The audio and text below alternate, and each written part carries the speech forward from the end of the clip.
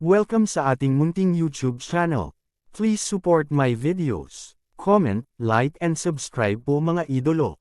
Maraming salamat po. Story Present, Super Devo Uling System. Kabanata 331. Unang pagkikita sa lahi ng dagat. Ngayon ang ikapitong araw mula nang pumasok sila sa Deep Sea Palace. Gaya ng dati, sila ay patungo sa kanluran. Umabot na sa 30 ang bilang ng mga Saint Beast na kanilang napatay. Tulad ng para sa Zuan Beasts, sila ay napakarami na para mabilang.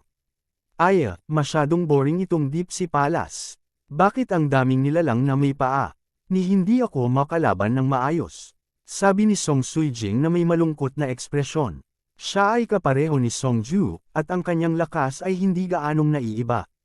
Gayunpaman, si Song Ju ay nakapatay ng hindi mabilang na malalalim na hayop sa nakalipas na 3 araw, at nakapatay din siya ng ilang Saint Beast kasama si Yezuan. Para sa kanya, wala siyang napatay na santo na hayop. Huwag kang mag-alala, sa susunod na magkita tayo ng santo pagong, hahayaan kita. Naaaliw si Judge Song. Kuya, sinasadya mo to. Paano ako makakalusot sa ganoon kalakas na depensa? Hindi nasisiyahang sabi ni Song Suijing. Nakangiting sabi ni Judge Song, kung gayon, hayaang basagin ni Kuya ang kabibi ng pagong at makuha mo ito. Matapos marinig ito, bahagyang nawalan ng magawa si Yezuan. Sa mga Saint Beast na na-encounter nila nitong mga nakaraang araw, ang pagong na na-encounter nila kahapon ang pinakamahirap harapin. Napakatigas ng shell ng pagong na iyon kaya kailangan niyang uminom ng mahigit 30 table tas para mabuksan ito. Nagsimulang magkwentuhan ang tatlo. Ngunit sa oras na ito, biglang nanlamig ang mukha ni Yezuan. Anong problema? Tanong ni Song Suijing. May papalapit sa atin. Hindi naman kalakihan, pero 3 sila. Inilabas ni Yezuan ang bawang sword. Hayaan mo na ako, naiinip na ako sa kamatayan. Si Song Suijing ay nagmamadaling tumayo. Hindi problema para sa kanya ang 3 Zuan Beasts. Gayunpaman, nang makita niya ang 3 nilalang na lumiko sa kanto, hindi maiwasang manginig ang kanyang katawan. Ano ito? Fuck! Nagulat din si Yezuan. Ano ang nakita niya? Sa 3 nilalang na ito, ang 2 sa kaliwa at ang nasa gitna ay isang malaking alimango. Ang nakakapagtaka pa ay ang 2 hipon ay may hawak na 2 bara sa kanilang mga kamay, habang ang malaking alimango ay may hawak na 2 sledgehammer sa 2 sipit nito. What the hell? Ito ba ay isang drama sa TV? Matapos makita ang hitsura ng 3 nilalang na ito, sinabi ni Song Suijing, si Tribe. May 3 tao talaga dito. How strange, sabi ng medyo matabang hipon. Kakaiba, ilang taon na ba simula noong nagkakilala tayo ng tao? Sabi ng isa pang payat na hipon. Holy she asterisk T, nakakapagsalita ito. Nang marinig ni Yezuan ang 2 matatalas na boses, nagulat siya. Isang bagay para sa prawn at crab na makalakad ng 2 paa, isang bagay para sa kanila na makahawak ng armas, ngunit paano sila magsasalita? Yezuan, sila ay mga miyembro ng Sea Race, isang lahi na nakatira sa ilalim ng dagat. Nagmamadaling paalala ni Kaiju Song. Kung ganoon bakit nandito ito? Walang sinasabi ang mapa tungkol dito. Pakiramdam ni Yezuan ay walang magawa. Sa oras na ito, sinabi ng higanteng alimango na may kambal na martilyo, mga tao, bakit kayo nakapasok sa ating teritoryo? Teritoryo mo, kumunat ang noo ni Yezuan. Itong Deep Sea Underground Palace ay iyong teritoryo. Kalokohan, inukupan ng ating Sea Dragon Clan itong Deep Sea Underground Palace sa loob ng ilang taon. Malamig na sigaw ng higanteng alimango. Nang ibukan nito ang bibig, nagluwa ito ng maraming foam, na naging dahilan ng pagkahilo ni Yezuan. Ang isang higanteng alimango ay talagang nagsasalita sa wika ng tao, ito ay masyadong kakaiba. Nabalitaan ko na itong Deep Sea Underground Palace ay itinayo ng isang Soul Essence Realm Senior. At saka, gusto lang nating dumaan sa Deep Sea Underground Palace na ito para makarating sa Bloodcliff Continent. Magalang na sabi ni Yezuan. Ang tanging daan patungo sa Bloodcliff Continent ay hinarang ng ating Sea Dragon Clan. Bumalik ka sa pinanggalingan mo. Malamig na sabi ng higanteng alimango. Nakablock. Matapos itong marinig ni Yezuan at ng 2 pa, nagkatinginan sila. Ang mapa ay nagpahiwatig na mayroon lamang isang paraan upang maabot ang Bloodcliff Continent, ngunit ngayon, ang kalsadang ito ay hinarangan ng Sea Tribe. Paano kaya ito? Pwede ba tayong dumaan? Tanong muli ni Yezuan. No, stop talking nonsense and go back. Otherwise, don't blame me for breaking the agreement with the humans. Direktang tumanggi ang higanteng alimango. Kasunduan. Kinaikit ni Yezuan ang kanyang mga mata at sinabing, kung ganoon nga, hayaan mo akong makita ang lakas ng tribo ng dagat. What shameless boasting! You dare to challenge our captain. You're courting death. Malamig na sumangot ang matabang hipon. Tama, ang martilyo ni Captain ay kayang basagin ang shell ng isang ironback tortoise. Umalangaw-ngaw din ang payat na hipon. Matapos marinig ito, lumubog ang mukha ni Yezuan sa sukdulan. Ang ironback tortoise ay ang tortoise saint beast na pinatay niya noong nakaraang araw. Gayunpaman, nagawang basagin ng martilyo ng higanteng alimango ang shell ng ironback tortoise. Kung ang pag-ataking iyon ay damapo sa kanya, siya ay ginawang tinadtad na karne.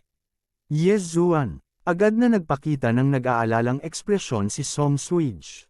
Ayos lang, huwag kang mag-alala, naaaliw si Yezuan. Sa tansya niya, ang higanteng alimango na ito ay may lakas lamang ng isang dragon. Bukod dito, mayroon din siyang bloodline ng Bladefish. Sa Deep Sea Underground Palace, hindi bumaba ang kanyang bilis tulad ng Song Suijing at Adjudicator Song. Hanggat mabilis siya, hindi siya matatamaan. Kaagad, naglakad siya palabas na may hawak na bawang sword. Nakita ng higanteng alimango si Yezuan na lumabas at sumigaw, magandang loob. May kasunduan ang ating Sea Tribe sa human race. Kung magkita tayo sa dagat, hindi muna natin maaatake ang human race. Gayunpaman, dahil gusto mo akong hamunin, kung gayon hindi ako mapipigilan ng kasunduang ito. Sasabihin ko muna ang mga pangit na salita. Ako, Mengsan, hindi magpapakita ng awa. Kung ikaw ay bagsak sa akin sa kamatayan, pagkatapos ay maaari mo lamang sisihin ang iyong sarili sa labis na pagpapahalaga sa iyong sarili. Panipi, halika sa akin, malamig na sabi ni Yezuan.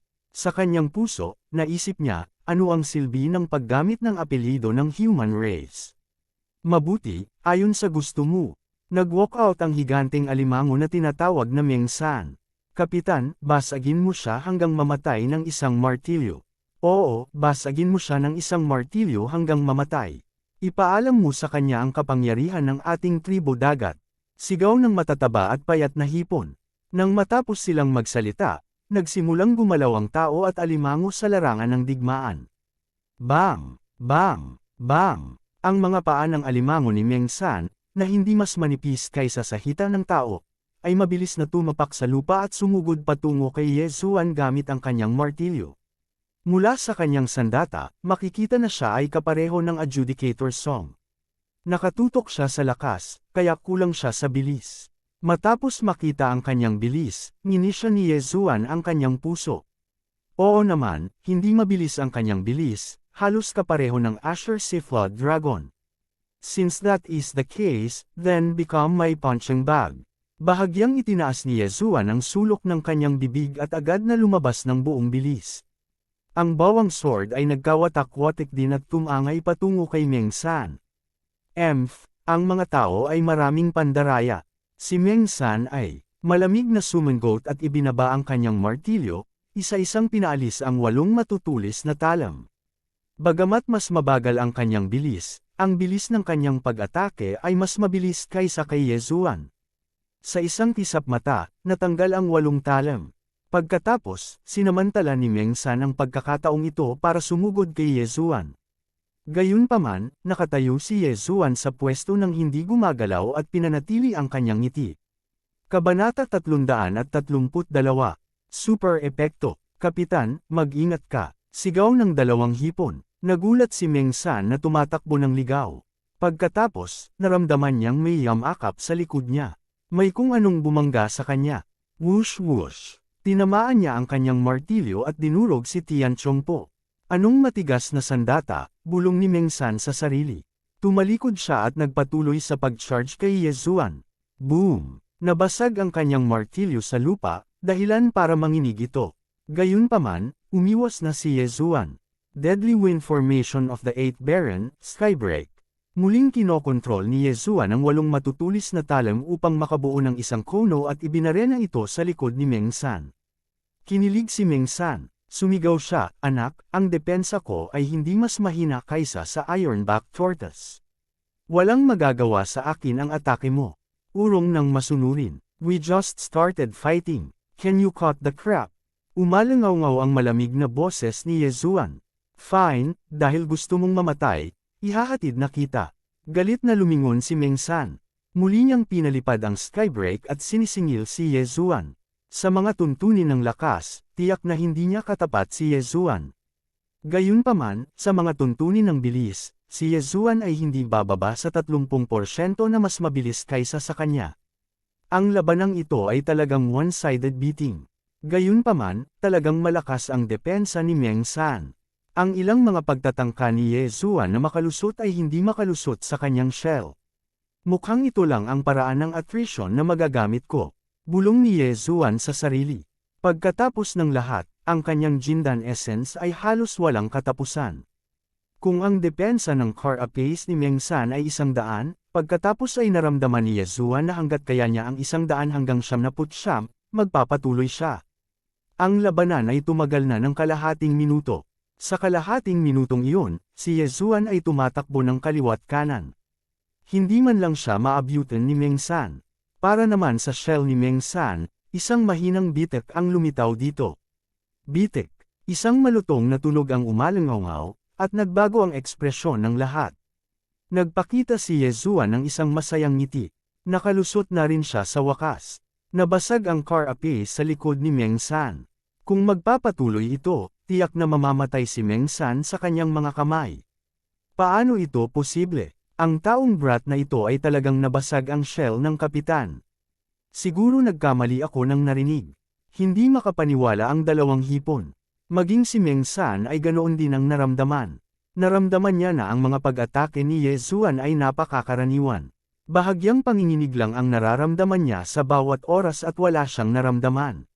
Ngunit ang hindi niya alam ay nagagawa lamang ni Yezuan na masira ang kanyang depensa sa pamamagitan ng pag-atake sa parehong lugar sa bawat pagkakataon. Laking gulat ni Meng San kaya napaatras siya. Nagtatakang sabi niya, "Inaamin ko na napakalakas mo. Kung pinilit mo akong nilagpasan, hindi na kita naabutan. Gayunpaman, natatakot ako na ang iyong dalawang kasama ay hindi makakarating, tama?" Panipi. Tumigil din si Yezuan sa kanyang pag-atake at mahinahong tumingin kay Meng San. Sa katunayan, kung puwersahang dumaan silang tatlo, tiyak na mapahinto si Song Suijing at Adjudicator Song.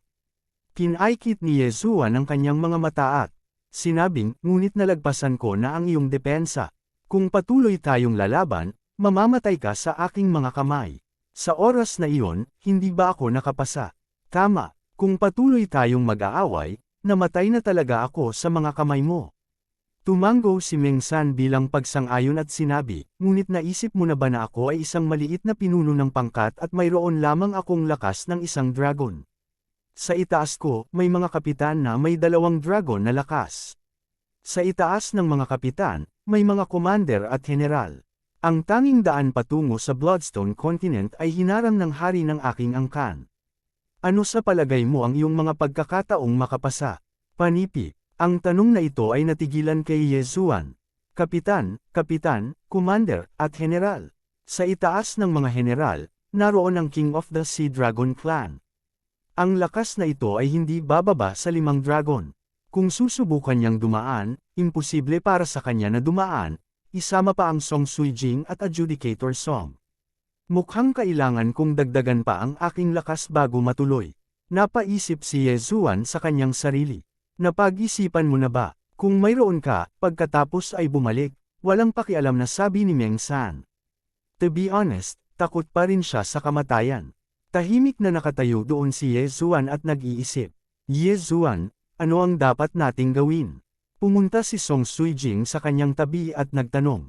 Ang mga plano ay hindi makasabay sa mga pagbabago. Sa nakalipas na ilang taon pagkatapos umalis ni Ye Chong, ang Deep Sea Palace ay inookupahan ng Sea Race, at ang tanging paraan upang madaanan ay Hinarangan. Kung ang isa ay lilipad sa Bloodstone Continent na may lumilipad na bundok, kailangan nilang dumaan sa Chaotic Astral Ocean, kung saan kahit ang mga powerhouse ng Spirit Stage ay maaaring mahulog. Baka kaya ko lang patayin ang ilang Saint Beast at pilitin akong makalusot pagkatapos makapasok. Nag-alinlangan si Yezuan. Ang kanyang dantian ay halos nasa limitasyon nito. Pagdating ng oras, makakalusot na siya sa stage ng lakas pagkatapos lunukan ng 10 iba't ibang Beast Souls. Gayunpaman, iyon lamang ang lakas ng isang dragon. Maaaring posible na harapin ang kapitan ng Sea Dragon Clan, ngunit hindi ang commander, pabayaan ang hari. Bukod dito, mayroong hindi mabilang na mga eksperto sa Sea Dragon Clan. Kung pipilitin niyang dumaan, tiyak na mamamatay siya. Ikaw brat, ano ang iniisip mo? Iniligtas ng kapitan ang iyong buhay, kaya dapat mong pahalagahan ito. Tama, mabilis na umatras. Kailangan pa nating kolektahin ang deep sea blue algae. Ang matataba at manipis na hipon ay muling nagsisigawan sa matinis na boses. Mukhang otters lang muna tayo. Anyway, meron pa namang 2 o 3 Dragon Saint Beast sa gitna. Masyadong delikado kung pupunta tayong 3. Nakagawa na ng desisyon si Yezuan. Mukhang pinag-isipan mo na. Fair na, tumingin si Meng San kay Yezuan at sinabi. Gayunpaman, nang matapos siyang magsalita, isang boses ang umalangaw-ngaw. Dagandong. Biglang umalangaw-ngaw ang isang malakas na dagandong, at ang buong Deep Sea Palace ay nagsimulang manginig. Anong nangyayari? Labis na nagulat si Yezuan at ang iba pa. Gayunpaman, naunawaan ni Meng San at ng iba pa ang dahilan. Not good. Nagalit na naman si Senior Tianjing. Stay calm. Sigaw ni Meng San. Ang kanyang buong katawan ay lumiit sa shell. Ang 2 pang hipon ay halos mamatay na sa takot. Dali-dali nilang itinapon ang mga hipon sa kanilang mga kamay at hinawakan ng mahigpit ang mga sipit ni Meng San. Si Yezuan at ang 2 pa ay namutla din sa takot. Nagmamadali silang nagtipon at nang lumingon si Yezuan para tingnan, nakita niya ang isang malakas na impact na biglang sumabog. Bang! Agad na tiniis ng 3 ang impact. Ang mga paa ni Yezuan ay matatag na nakatanim. Sa lupa, napaungol siya sa kanyang puso, anong nangyayari? Ang lakas ng impact. Baluktot ang ilong nitong ama. Si Song Suijing at Song Kaiju ay mahigpit ding nakahawak sa kanyang mga braso, isa sa magkabilang gilid. Para naman kay Meng San at sa 2 pang hipon, natangay na sila sa impact. Dumating na ang impact ng 1 segundo. Hinawakan ni Yezuan ang isang kamay na mahigpit na nakahawak sa kamay ni Song Suijing. Hindi niya dapat pakawalan. 2 segundo, 3 segundo. Ang epekto ay lumipas na ng 3 segundo, ngunit ang pinakamasama ay darating pa. Boom! Isang mas malakas na impact ang dumating at agad na nawasak ang lakas ni Yezuan. Napabuga ng hangin ang 3. Hindi maganda. Kabanata 333. Nawala. Yezuan. Idinilat ni Song Suijing ang kanyang mga mata habang pinagmamasdan niya si Yezuan at ang kanyang sarili na papalayo ng palayo. Hindi. Nagtakip ng ngipin si Yezuan at handang sundan ang shockwave, ngunit sa oras na ito, nakatagpo siya ng isang sanggang daan. Siya at ang 2 magkapatid ay direktang isinugod sa magkaibang daanan. Ang unang shockwave ay tumagal ng 3 segundo, habang ang pangalawang shockwave ay tumagal ng kalahating minuto. Hindi pa tapos. Nagkaroon ng ikatlong alon ng hangin na tumagal ng buong 5 minuto. This time, ang gulo. Bang! Mabangis na nontog si Yezuan sa pader, halos mabali ang kanyang mga buto, ngunit sa oras na ito, wala siyang pakialam dito. Pagkatapos ng ligtas na paglapag sa lupa, mabilis siyang tumakbo palabas, handang bumalik sa pinanggalingan niya. Gayunpaman, 5 minuto na ang nakalipas mula nang humiwalay siya kay Song Suijing at Adjudicator Song. Sa 5 minutong ito, hindi bababa sa daan-daang libong metro ang layo niya. At sa malalim na dagat na ito, hindi magiging madali ang paghahanap sa 2. Damn it, what the hell is that? Nagmura si Yezuan habang nagmamadaling sumabay. Umalangaw-ngaw ang kanyang mga sumpa sa buong daanan. Bago ang shockwave, sinabi ni Meng San ang isang pangungusap, galit ang Senior Heavenly Whale. Mukhang ang 3 shockwave na ito ay sanhi ng Senior Heavenly Whale na ito. Moherf ******, pag nakilala kita, ipapalipad talaga kita. Nagpatuloy si Yezuan sa pagmumura. Nahiwalay siya kay Song Suijing at Adjudicator Song. Kung magkasama ang magkapatid, ayos lang. Sa ilalim ng sitwasyon kung saan ang dalawa ay magkapit kamay, ito ay higit pa sa sapat upang harapin ang sagradong hayop. Natakot si Yezuan na maghiwalay din ang magkapatid. Kung makatagpo ni Song Suijing ang sagradong hayop ng mag-isa, ito ay lubhang mapanganib. Hindi, kailangan ko silang mahanap. Palihim na sabi ni Yezuan sa kanyang puso. Tumakbo siya pabalik ng buong bilis. Gayunpaman, siya mismo ay sinugod sa 12-dosenang sanggang daan. Mas madaling sabihin kaysa gawin upang mahanap ang Song Suijing at Adjudicator Song. Inabot siya ng 1 minuto upang mahanap ang lokasyon ng epekto, at pagkatapos ay sinundan niya ang kanyang memorya. This time, hindi na siya tumingin sa mapa.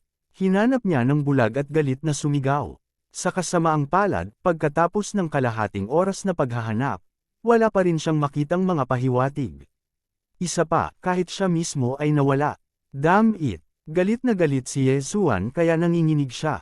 Ang 3 alon ng impact kanina ay parang isang tubo na hindi nakablock, na tinatangay ang lahat sa lugar na ito. Mayroong daan-daang mga sanggang daan sa kalsada, at inabot siya ng 5 minuto upang sumugod sa mga iyon. Maayos pa rin ang daan na tinatahak niya dahil walang masyadong Zuan Beast o Holy Beasts, ngunit hindi rin masasabi sa iba pang mga kalsada. Natahimik siya at nag-isip sandali, pagkatapos ay nagsimulang maghanap muli.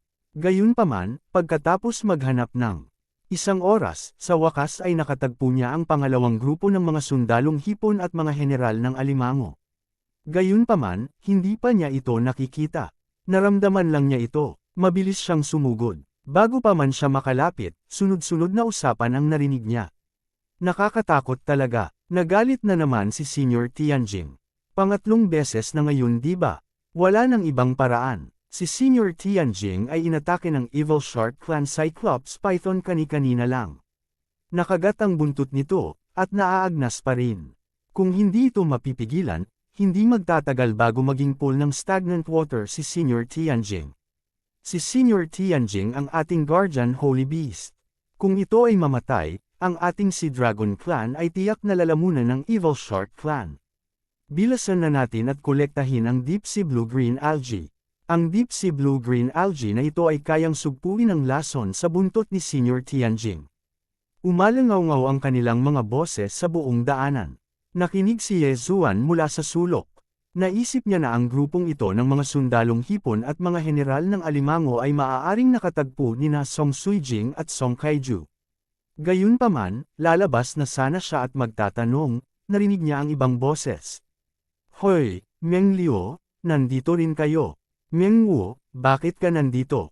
Huwag mo nang banggitin. Kanina lang sumugod si Senior Tianjing sa lugar na ito. Nakilala ko lang ang dakilang kapitan. Nahuli ng dakilang kapitan ang 2 tao na nanakit sa kanya at ibabalik sila sa Dragon Palace. Oh, mga tao, bakit nasa Deep Sea Underground Palace ang mga tao? Panipi, I don't know. Nabalitaan ko na ang 2 taong ito ay gustong pumunta sa Blood Rock Continent. Are you kidding me? Pumunta sa Blood Rock Continent. Hindi mo ba alam na ang gitnang bahagi ng Deep Sea Underground Palace ay inookupahan ng Evil Shark Clan? Kahit si Senior Tianjing ay hindi sigurado na makakadaan siya sa gitnang seksyon. Paano ito magagawa ng ilang tao? Panipi, nagkwentuhan ang 2 grupo ng mga sundalong hipon at mga general ng alimango. Si Yezuan, na nakikinig sa sulok, ay biglang nanginig. 3 lang ang tao sa Deep Sea Underground Palace. Ang isa ay ang kanyang sarili, at ang 2 pa ay natural na sina Song Suijing at Song Kaiju. Sa makatuwid, ang 2 taong nahuli ng dakilang kapitan ay sina Song Suijing at Song Kaiju. May kasunduan ang merfolk at ang mga tao. Hindi sila maaaring gumawa ng inisyatiba upang umatake, ngunit ito ay nasa ilalim ng normal na mga pangyayari. Kung mayroong isang espesyal na sitwasyon, maaari pa rin silang kumilos. Bulong ni Yezuan sa kanyang puso. Nagsimula na rin siyang magpanik. Bagamat ang magkapatid ay ini-escort pabalik sa Dragon Palace, paano kung sila ay nakulong o mapatay pa nang dumating sila sa Dragon Palace? Hindi, kailangan ko silang iligtas. Si Yezuan ay gumawa ng desisyon sa kanyang puso at direktang nagmamadaling lumabas. May paggalaw. Nag-react ang dalawang malalaking alimango at agad na tumalikod. Ha! Bakit ibang tao? Nagulat na sabi ng malaking alimango na nagngangalang Mengwu. Mukhang kasabwat niya ang 2 taong iyon. Sabi ni Meng Liu. Tumingin si Yezuan sa kanila at direktang nagtanong, mga ginoo, hindi sinasadyang nakapasok tayo sa Deep Sea Underground Palace. Ang 2 taong pinag-uusapan ninyo ay mga kasama ko. Pwede ba ninyo silang palayain? Hayaan mo sila. Nagkatinginan sina Mengwu at Meng Liu. Agad namang sinabi ng una, abay biro, na-offend ang 2 iyon sa ating dakilang kapitan. Ibabalik natin sila sa Dragon Palace para tanungin. Paano natin sila pakakawalan? Dahil kasabwat mo sila, hayaan mong hulihin ka namin. Dagdag ni Meng Liu, mahuli natin siya. Anong klaseng biro ito? Kung hahayaan ni Yezuan na makuha nila siya at ibalik siya sa Dragon Palace tulad ni Song Suijing at Adjudicator Song, matatapos na sila. Saan nagpunta ang dakilang kapitan mo? Kinaikit ni Yezuan ang kanyang mga mata at tumingin kay Mengwu. Bakit, gusto mo bang maabyutan ang ating dakilang kapitan? Huwag muna nating pag-usapan ang tungkol sa lakas niya. Sa tingin mo malalampasan mo kami. Agad na naunawaan ni Mengwu ang intensyon ni Yezuan. Sa sobrang tiwala mo, bakit ka natatakot na malaman ko? Ngumisi si Yezuan. Puno ng pangungutya ang mukha niya. Kahit gaano ka pa katatag, hindi ko sasabihin sa'yo hanggat hindi mo kami matatalo. Kinuyam ni Mengwu ang sledgehammer sa kanyang kamay. Si Yezuan ay may mapa ng Deep Sea Underground Palace sa kanyang kamay. Gayunpaman, tumatakbo siya sa paligid para hanapin si Song Suijing at naligaw ng landas. Ang Sea Tribe ay ang tanging paraan upang maabot ang gitnang seksyon ng Deep Sea Underground Palace. Hanggat matukoy niya ang kanyang kasalukuyang lokasyon, mahahanap niya ang Dragon Palace.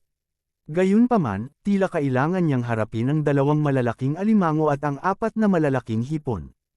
Kabanata 334. Ang lakas ng isang dragon. Fine, dahil ayaw mong sabihin, papatulan kita hanggang sasabihin mo. Agad na tumaas ang aura ni Yezuan. Ang 8 Desolate Sword sa kanyang kamay ay nagkapira-piraso at naging 8 matutulis na talim habang lumilipad ang mga ito patungo kay Mengwu. 6 na kuya, huwag kang gumawa ng kahit ano, akin siya. Malakas na sigaw ni Mengwu. Hinawakan niya ang 2 malalaking martilyo gamit ang kanyang mga sipit at sinugod si Yezuan. Si Mengwu ay kapareho ni Meng San, pareho silang may lakas ng isang dragon. Iyon ang dahilan kung bakit hindi ganoon kahirap pakitunguhan si Yezuan. Kung tutuusin, hindi naman nila siya mahawakan, di ba? Makalipas ang kalahating minutong laban, isang malutong na tunog ang narinig. Ito ay tunog ng isang crack na lumilitaw sa defensive shell ni Mengwu. Anong maliksi na lalaki? Mengwu, hayaan mo akong tulungan ka. Malakas na sumigaw si Meng Liu habang sumusugod siya kay Yezuan. Ang pagharap sa 2 mandirigman na may lakas ng isang dragon, maging si Yezuan ay nakaramdam ng pressure. Sa kabutihang palad, nagkaroon siya ng 10% na pagtaas sa bilis ng paggalaw, kung hindi niya magagawang harapin ang mga ito. Isang figure ang gumagalaw sa gitna ng labanan. Hindi nakasabay ni Mengwu at Meng Liu sa bilis ni Yezuan, kaya random lang silang umatake. Pagkaraan ng ilang oras, nagsimula silang nanghina, dahil nabasag din ni Yezuan ang shell ni Meng Liu. Kung patuloy silang mag-aaway, tiyak na mamamatay sina Mengwu at Meng Liu sa kanyang mga kamay. Damn it, paanong ang lalaking ito ay napakabilis sa tubig. Isa lang siyang late Heavenly Core Warrior. Nanghihinayang sabi ni Mengwu. Pakiramdam niya, kapag nataman pa siya ng ilang beses, malalagay sa panganib ang buhay niya. Sa sandaling ito, biglang tumigil sa pag-atake si Yezuan.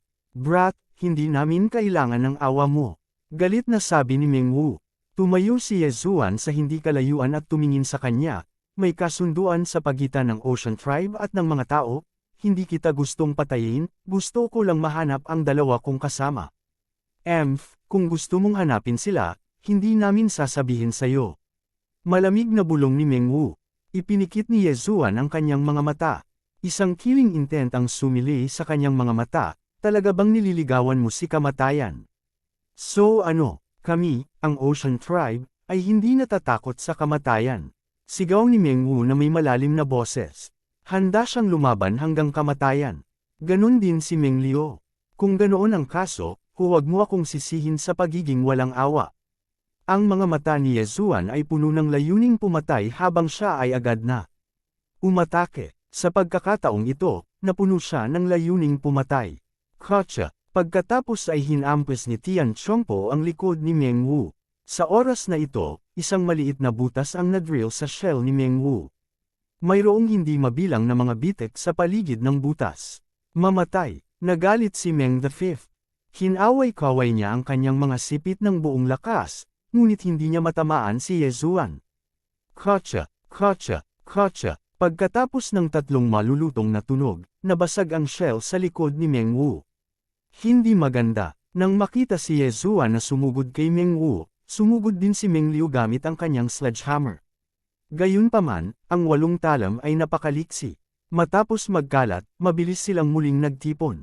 Mamatay. Nanlaki ang mga mata ni Ye Zuan at agad na gumamit ng Heaven Break. Sa pagkakataong ito, ang matalim na all ay tumagos sa katawan ni Meng Wu at lumabas mula sa harapan. Flop! Naduraj ang ulo ni Meng Wu at bumagsak ang katawan nito sa lupa. Tao, nararapat kang mamatay. Nagalit si Meng Liu at sumugod kay Ye Zuan. Hindi lang iyon, sumigaw din ang 4 na hipon na gusto nilang patayin si Ye Zuan. Ang pagpatay ng isa ay pagpatay, ang pagpatay ng 10 ay pagpatay din. Dahil nakapatay na kayo, dapat kayong lahat ay mamatay. Ang mga mata ni Ye Zuan ay puno ng layuning pumatay habang siya ay muling umatake. Makalipas ang ilang segundo, nabasag din ang shell ni Meng Liu at tumagos ang bawang sword sa kanyang katawan. Tungkol naman sa 4 na hipon, pinagputol-putol sila ng bawang sword. Ayokong maging kaaway mo, pero nililigawan mo si kamatayan. Si Ye Zuan ay malamig na sumangot at lumapit upang kunin ang mga bangkay at armas. Bukod dito, natagpuan niya ang 6 na interspatial na singsing ng tao. Lamon. Una niyang nilamon ang mga sandata ng 6 na tao at nalaman niyang lahat sila ay may mataas na kalidad, may hahambing sa Flaming Sun Axe ng Adjudicator Song.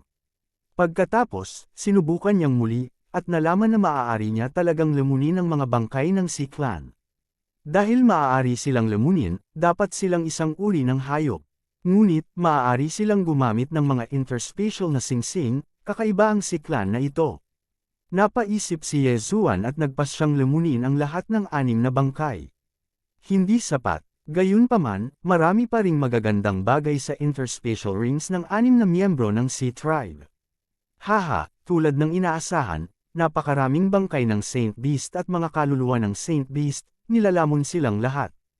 Direktang nilamon ni Ye Zuan ang lahat ng item sa interspatial ring.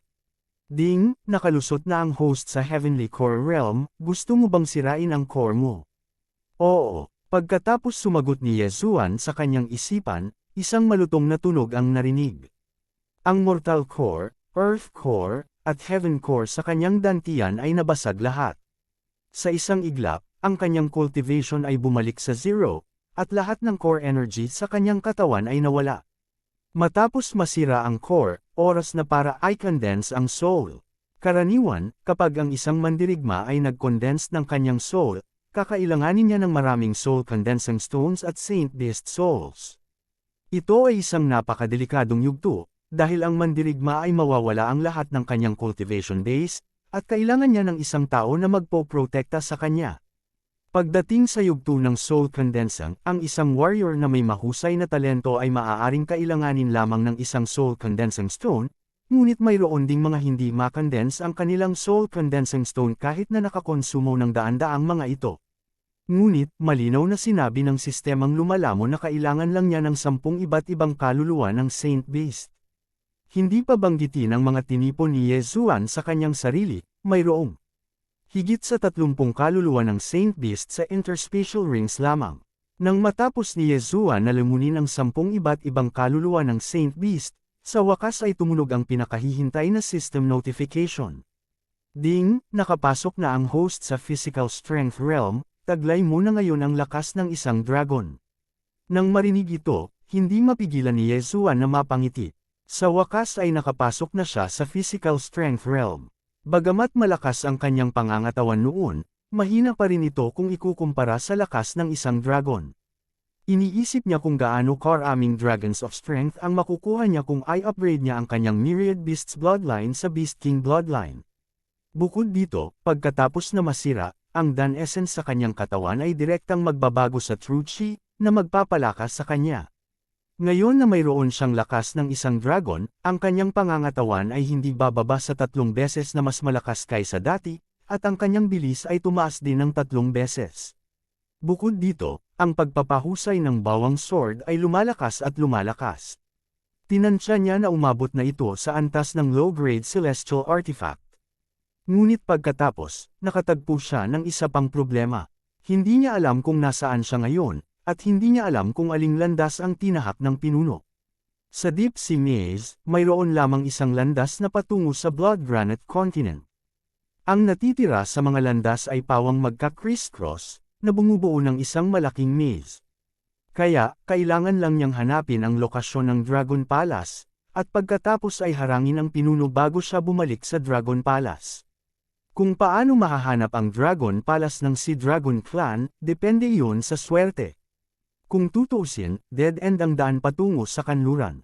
Walang oras na mawala, at agad siyang umalis.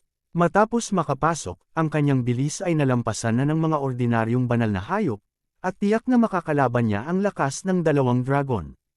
Kahit na nakatagpo niya ang kapitan na iyon, magkakaroon pa rin siya ng lakas upang lumaban. Kabanata 335. Lider ng Labanan. Sa oras na ito, kalahating oras na ang nakalipas mula noong pinatay ni Yezuan sina Meng 5 at Meng 6. Sa loob ng kalahating oras na ito, tumatakbo pa rin siya at nakatagpo ng ilang mga Saint Beast at mga sundalong hipon at mga general ng alimango. Gayunpaman, ang mga sundalong hipon na ito ay napakatiim. Mas gugustuhin pa nilang mamatay kaysa ibunyag ang lokasyon ng Dragon Palace. Habang nag-iisip si Yezuan kung susuko o hindi at hahayaan ang mga sundalong hipon at mga general ng alimango na dalhin siya sa Dragon Palace, sa wakas ay nakatagpo siya ng ibang nilalang. Sa tulong ng kanyang supersonic bat bloodline, naramdaman ni Yezuan na ito ay isang kalahating tao, kalahating ahas na nilalang. Wala itong mga paa, at ang ibabang bahagi ng katawan nito ay parang ahas. Ang itaas na katawan nito ay sa isang tao, ngunit ito ay medyo kakaiba. Wala itong suot na damit, at hubad ang likod nito. Sa kamay nito, may hawak itong crescent blade. Mukhang ikaw ang kapitan ng tribo dagat. Pakilala kita. Idinilat ni Yezuan ang kanyang mga mata at sumugod pasulong. Nang makita niya ang kalahating tao, kalahating ahas na nilalang na ito, nagulat siya. Hindi ba ito isang Naga Siren? Naga Siren, sila ay lumitaw sa maraming laro, at si Yezuan ay hindi estranghero sa kanila. But too bad, itong Naga Siren ay lalaki. Ang nalantad ay hindi ang dibdib nito, kundi ang dibdib nito. Tao, nagulat ang Naga Siren nang makita nito si Yezuan. Inagaw mo sa Sea Tribe ang 2 kong kasama, nasaan sila ngayon? Kinuha ni Yezuan ang 8 Desolate Sword at nagtanong sa malamig na boses.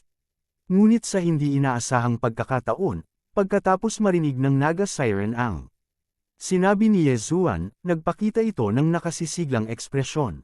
So may kasama pala yung 2 tao. Ako yung nakahuli sa kanila kanina, pero ngayon, kinuha na sila ni Commander. Ano, Commander? Nanginginig ang buong katawan ni Yezuan. Sa mga Sea Dragon, bukod sa mga ordinaryong sundalo ng hipon na nasa Heavenly Core Realm, ang mga Crab General ay pawang mga captain na may lakas ng isang dragon. Sa itaas ng mga kapitan ay ang mga kapitan na may lakas ng 2 dragon, na siyang Naga Siren. Sa tansya ni Yezuan, ang isang commander ay isang makapangyarihang miyembro ng Sea Tribe na nagtataglay ng lakas ng 3 o kahit na 4 na dragon. Hindi pa siya nakakalaban nitong Naga Siren, kaya hindi niya alam kung gaano kalakas ang kapitan na ito. Kung hindi man lang niya kayang harapin ang Naga Siren na ito, tiyak na tadteren siya hanggang mamatay ng pinuno ng angkan ng Sea Dragon. Haha, tao, kitang-kita ko ang takot sa mga mata mo. Tumawa ang Naga Siren, at ang mga kaliski sa kanyang katawan ay nanginig, kumikinang sa liwanag. Kahit natatakot ako, hindi ako natatakot sa iyo. Saan sila nagpunta? Tanong ni Yezuan sa malamig na tono. Ano, gusto mo pa siyang habulin? Hehe, I guess dumating na yung commander namin sa Dragon Palace. Tama, ang prinsesa ng ating Sea Dragon Clan ay mas gustong mag-alaga ng mga hayop. Ang iyong dalawang kasama ay dapat na direktang ihandog sa prinsesa ng aming commander. Panipi, ang Naga Siren ay nagsabi na may isang napakagandang ngiti. Tama, sa susunod, kukunin kita at ayalay sa prinsesa. Matapos marinig ang kanyang mga salita, lumubog ang ekspresyon ni Yezuan sa ilalim ng lambak. Si Song Suijing at Song Kaijo ay talagang ituturing na parang mga alipin. Paano kaya iyon? Sabihin mo sa akin ang kinaroroonan ng commander, at ililigtas ko ang iyong buhay. Nanlaki ang mga mata ni Yezuan na may intensyong pumatay. Anong klaseng biro ito? Biglang nanlaki ang mga mata ng Naga Siren. Ang kanyang ahas na katawan ay agad na dumulas at tumangay kay Yezuan. Napakabilis. Nang inag ang puso ni Yezuan. Mukhang may kakayahan itong kapitan. Ang bilis niya talagang makahabol sa kanya. Gayunpaman, kung hindi man lang siya makalusot sa kapitan, paano niya mailigtas sina Song Suijing at George Song? Paano siya makakapunta sa Bloodcliff Continent? Patayin! Kinuyam ni Yezuan ang kanyang bawang sword at sumugod. Ang Naga Siren na ito ay may lakas ng 2 dragon. Sa isang laslas, malamang na mababasag nito ang kabibi ng higanteng alimango. Sa makatuwid, imposible para kay Yezuan na harapin ang kanyang harapan. Bawang sword, bitawan mo. Bawang wind killing array. 8 matutulis na talim ang agad na bumungad at tumangay patungo sa Naga Siren. Hindi gaanong husay. Walang pakialam ang Naga Siren. Ikinumpas niya ang kanyang mahabang espada at pinagpag ang 8 matalim na talim. Gayunpaman, ito ay walang silbi. Bawang wind killing array, pangalawang layer. Naningkit ang mga mata ni Yezuan. Ang 8 blades na umiikot sa napakabilis na bilis ay biglang nagsimulang umikot, na bumubuo ng 8 maliliit na awl. Ang unang layer ng bawang wind killing array ay ang paggamit ng matatalim na blades para maghiwa, at ang pangalawang layer ay kapareho ng kay Tian Chong. Ito ang natutunan ni Yezuan matapos makapasok sa Strength Realm. Hindi lang iyon, mayroon ding advanced na bersyon ng bawang Heavenly Shaking Sword, na tinatawag na bawang Dragon Slaying Sword. Gayunpaman, kailangan itong ibabad sa dugo ng isang wyvern para ma-activate ito. Ang pang-aalipusta sa mukha ng Naga Siren ay tahimik na nawala at napalitan ng isang marangal na ekspresyon. Hindi niya akalain na ang isang tao lang ay may ganoong lakas. Masyado kang walang muwang para isipin na, kaya mo akong talunin ng ganito. Wave Breaking Sword Technique. Ikinumpas ng Naga Siren ang kanyang mga braso at isang kakaibang enerhiya ang bumulwak at nakakabit sa mahabang espada. Hindi lamang tumaas ang lakas ng pag-atake, ngunit tumaas din ang bilis ng kanyang pag-atake. Khlang! Khlang! Khlang! Umalangaw-ngaw sa daanan ang ingay ng mga sandata na nagbabanggaan. Kumunat ang noo ni Yezuan. Hindi niya inaasahan na magkakaroon pala ng martial arts ang Sea Race. Gayunpaman, hindi nakakagulat na wala silang True Chi o Dantian Core. Paano nila magagamit ang Interspatial Ring? Gayunpaman, mayroon siyang malaking bilang ng mga Devo-uring crystals. Ang isang tableta na maaaring agad na maibalik ang lahat ng True Chi ng isang eksperto ay isang patak lamang sa karagatan para sa kanya. Bagamat hindi niya mapaglabanan ang Naga Siren, maaari pa rin siyang makisali sa isang labanan ng Autry Scion. Sayang! Dapat ay natagpuan ko ang dugo ng isang Sacred Beast Jiao Dragon. Pagkatapos, maaari kong direktang i-upgrade ang aking Thousand Beasts Bloodline sa Beast King Bloodline. Lalakas ang aking lakas. Si Yezuan ay nasa isang dilema. Matagal na siyang nasa Deep Sea Palace, ngunit hindi pa rin siya nakakaharap ng Jiao Dragon. Kulang pa rin siya sa dugo ng isang Jiao Dragon. Mayroong iba't ibang at espesyal na mga kinakailangan upang i-upgrade ang Sword Emperor Bloodline at iba pang mga bloodline sa pinakamataas na antas. Ito ay hindi isang bagay na maaari niyang magawa ngayon. Nagsimula siyang mag-alinlangan. Ngayon, nakikipaglaban siya sa kapitan ng Naga Siren. Kung hindi man lang siya manalo laban sa Naga Siren, imposibleng manalo siya laban sa commander level na Sea Race. Mas naging imposibleng iligtas si Song Suijing at Adjudicator Song. Ayaw niyang tanggapin ito. Sa sandaling ito, biglang may naramdaman si Yezuan at agad na idinilat ang kanyang mga mata. Nalaman niya na si Wei Zhenchen, na nasa interspatial ring, ay nagkaroon ng tagumpay sa sandaling ito. Sacred Beast, isang lakas ng dragon. Lumabas ka, Wei Zhenchen. Agad na tinawag ni Ye Zuan si Wei Zhenchen. Kahit na may breakthrough si Wei Zhenchen, kasinlaki lang ng palad niya ang katawan niya.